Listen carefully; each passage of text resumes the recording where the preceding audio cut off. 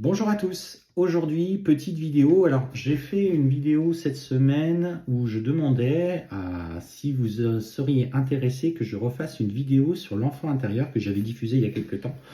Et on m'a demandé de la refaire, alors forcément il y a des nouvelles personnes qui nous suivent, donc forcément vous étiez intéressé de revoir, de comprendre comment fonctionne l'enfant intérieur. Alors que vous soyez en relation sacrée, que vous soyez en relation karmique, relation d'âme-sœur, comment travailler votre enfant intérieur? Alors, je vais vous expliquer, je vais le faire par le biais d'un dessin pour que les choses soient assez claires. Alors, je ne suis pas un grand dessinateur, donc si vous voulez me chambrer, vous avez le droit. Au contraire, ça sera avec grand plaisir. On a une belle communauté.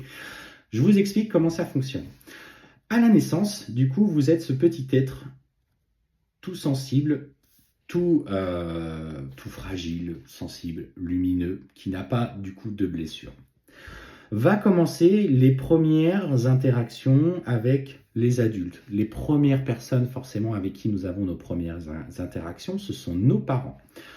Dans la relation avec nos parents, il va y avoir des événements indépendants de leur volonté, ils ne sont pas responsables de tout, ou parfois aussi de leur propre volonté, euh, par des actions qu'ils vont commettre.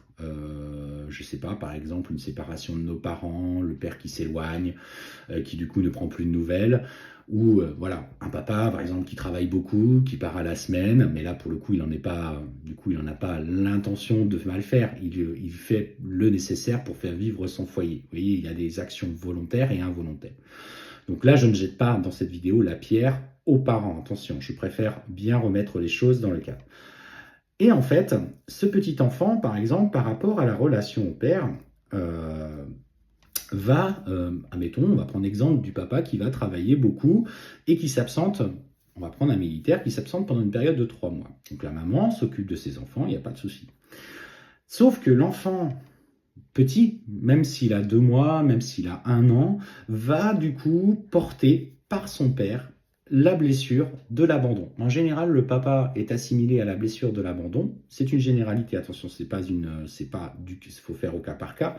Quand la maman va peut-être être associée au rejet. Alors le rejet peut être par exemple l'arrivée d'un nouvel enfant qui occupe du temps, la maman, et du coup s'occupe un petit peu moins de cet enfant intérieur que tu as été, et du coup tu vas ressentir un sentiment de rejet. Donc en fait, en créant cette blessure, on va prendre la blessure de l'abandon, tu crées une bulle autour de toi avec la blessure de l'abandon. Ok? Cette blessure, du coup, va créer dans ton conscient, dans ton mental, un comportement de dépendance affective. J'ai besoin de me faire voir, j'ai besoin de me faire aimer pour pas qu'on me laisse. Associé à ça, par exemple, la naissance d'un petit frère ou d'une petite sœur. Du coup, la maman s'occupe du coup de cet enfant qui du coup prend de la place, peut-être même qu'il y a des petits problèmes de santé dans un premier temps et qui va devoir être, je sais pas, hospitalisé pendant une longue durée. Et toi, du coup, tu sens la blessure du rejet. Et à ça, tu viens coller une nouvelle blessure, un nouveau cercle, une nouvelle carapace que l'on appelle, du coup, tu vois, le rejet. Donc là, tu as la première couche en lien avec l'abandon. Là, tu as la deuxième couche avec le rejet. Puis, en fait, tu vas à l'école et tu vis une humiliation par rapport à des camarades de classe. Parce que tu es différent, tu es sensible, tu pleures un peu plus que les autres enfants. Et là, tu crées une nouvelle bulle d'humiliation. Et en fait, cet enfant, du coup, en grandissant, va se construire avec toutes ces carapaces autour de toi. Et en fait, va modeler tes comportements, tes réactions dans les relations que tu as aux autres.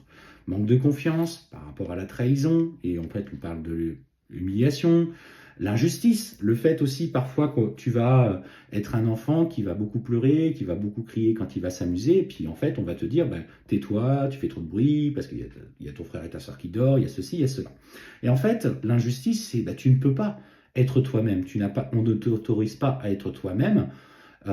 Attention, sans jugement, attention, je répète toujours, parce que la dernière fois ça a mis certaines personnes en réaction. Et du coup, blessure d'injustice. L'injustice, c'est le fait de ne pas pouvoir être soi-même et devoir adapter son comportement, de vouloir être trop parfait, etc., etc. Quand on demande de travailler l'enfant intérieur, en fait, par rapport à des actions que vous allez vivre, alors je vais prendre une action, par exemple, professionnelle. vous voulez, vous voulez aller sur une promotion. Vous avez une très bonne amie ou un très bon ami qui, du coup, vise également le même poste que vous, et c'est lui qui l'a. Il ne travaille pas mieux, il ne travaille pas moins bien. Vous êtes content pour lui, mais ça crée pour vous une certaine forme d'inconfort. Pourquoi pas moi? Cet inconfort vient mettre en lumière une blessure. Alors laquelle? Identifiez-la. Là, je dirais que dans ce cas présent, dans cet exemple, c'est l'injustice ou éventuellement une certaine forme de rejet. Alors, en fait, par les bulles que vous avez autour de vous, vous émettez des vibrations, des inquiétudes, des pensées. Du coup, cette injustice, elle est présente, elle est actuelle, donc il est important de l'assimiler, de la comprendre dans la situation présente. Par contre, il est intéressant de retourner à votre enfant intérieur, alors soit par du processus de méditation, méditation consciente, avec des techniques vous allez voir un kinésiologue, psychologue, bien sûr, dans le traitement de santé classique. Pour le coup, moi, je n'ai pas de problème avec ce qui peut être établi par rapport à la médecine traditionnelle. Peut-être des soins énergétiques, bien sûr, aussi, des lectures d'âme. Et en fait, par le biais du processus que vous souhaitez, allez voir votre enfant intérieur et remonter. Le but est de remonter à la blessure originelle en lien par exemple avec l'injustice. Qu'est-ce que j'ai vécu dont je me rappelle en étant enfant où j'ai senti cette blessure d'injustice venir me frapper? Et c'est celle-ci qu'il faut aller travailler. C'est la blessure originelle qui est liée à votre enfant intérieur. Du coup, allez parler à votre enfant intérieur, allez lui passer des messages, allez la comprendre ou le comprendre et lui exprimer qu'il n'est pas responsable de ce qui se passe. Parlez-lui avec les mots de l'amour, comme vous parlerez à votre enfant lorsqu'il était petit pour le rassurer, etc. Et en fait, vous allez commencer à briser ces bulles de protection autour de vous. Et en fait, l'univers n'aura plus besoin de vous ramener à travailler telle blessure, au travers des relations que vous avez en étant adulte. Le but est de trouver clairement votre lumière. Le premier travail que vous avez à faire dans la vie présente, c'est votre enfant intérieur. Alors bien sûr, on parle après de vie passée, on parle de schéma transgénérationnel, mais l'important, c'est de comprendre que dans l'éducation que vous avez eue, et vous avez des contrats d'âme avec vos parents, avec des personnes qui ont été proches de vous, des personnes qui ont été importantes dans votre vie. Donc vous avez demandé à travailler ça au travers de ces relations-là. Je ne jette la pierre à personne. Personne n'est parfait en tant que parent, je ne le suis pas non plus. Mais voilà, comprendre que nous aussi, en tant que parents, nous avons peut-être une part de responsabilité dans les actions que nous avons commises. Donc peut-être, si vous avez l'occasion d'en reparler, d'en discuter avec votre enfant, parce que par exemple, un enfant qui traverse une procédure de divorce de ses parents, forcément, va vivre des émotions. Ces émotions créent des chamboulements en eux. Et ces chamboulements ne sont quoi? Ne sont que le reflet des blessures qui sont en train d'être créées. Si vous avez l'occasion de les poser, faites-le. En ayant conscience de ce travail que vous devez faire pour vous, vous allez créer dans vos enfants, ou en tout cas vos petits-enfants aussi, cette opportunité de changement, de compréhension d'eux-mêmes qui seront en étant adultes. Ce travail que vous faites, il est bénéfique pour toutes les générations qui vont suivre derrière. Vous êtes dans ce travail de libération. Si vous avez des questions, n'hésitez pas à les reposer. Je pourrais faire une vidéo pour répondre à ça. Mais comprenez que ce travail, il est valable pour tout le monde.